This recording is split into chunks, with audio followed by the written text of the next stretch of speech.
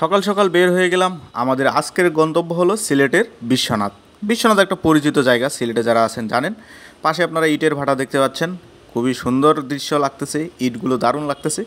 তবে ইটের ভাটা কিন্তু শরীরের জন্য ক্ষতিকর, ইটের ভাটার যে কালো ধোঁয়াটা।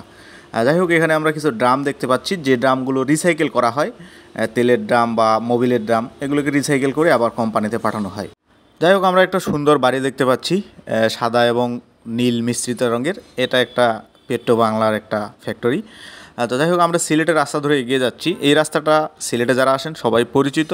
দুই পাশে যে গাছগুলো হেলে হেলে একসাথে লেগে গেছে, দুই রাস্তার গাছগুলো, এইটাই হলো সে রাস্তা।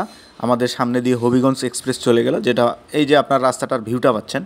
আশা করি সিলেটে যারা আছেন তারা এই রাস্তাটাকে চিনেছেন। তো আমরা আমাদের সাইডে চলে আসছি। এটা মূলত একটা সো মিল, যেটা আগেই বলেছি, এখানে কাঠ কাটা হচ্ছে এবং আমরা এই সো মিলের বাউন্ডারিটাই নির্ধারণ করব।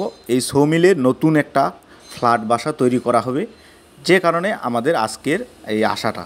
তো আমরা আমাদের মেশিন প্রস্তুত করতেছি এবং চারপাশের যে বাউন্ডারি, এগুলো মালিক পক্ষের কাছে দেখিয়ে নিচ্ছি যে আমরা বাউন্ডারি কোন পর্যন্ত নিব। কারণ আমরা যখন একটা অচেনা জায়গা যাই, তখন কিন্তু আমরা বুঝতে পারি না যে বাউন্ডারিটা তাদের একজ্যাক্টলি কোন জায়গায়। যেমন তারা ওই ঘরের কোণা থেকে এইদিকে দেখিয়ে দিয়েছিল বাউন্ডারিটা, আর মাঝখানে রয়েছে মিলটা। পিছনের জায়গাটা একটু জংলার প্রকৃতির, এখানে অনেক আবর্জনা আছে এবং এই সো মিলের সাইডে কিন্তু একটা নদীও আছে। আপনারা পিছনের জায়গাটা দেখতে পাচ্ছেন, এটা খুবই জংলা একটা জায়গা। তো আমরা এখানকার এক ভাইকে নিয়ে সেখানে কাজ করলাম, যেহেতু সেখানে যাওয়ার মতো পরিস্থিতি ছিল না। এছাড়া এইখানে বাউন্ডারিটা একটু তেরাবেঁকা ছিল, যেগুলো আমাদের সেন্সিটিভলি কাজ করতে হয়েছে।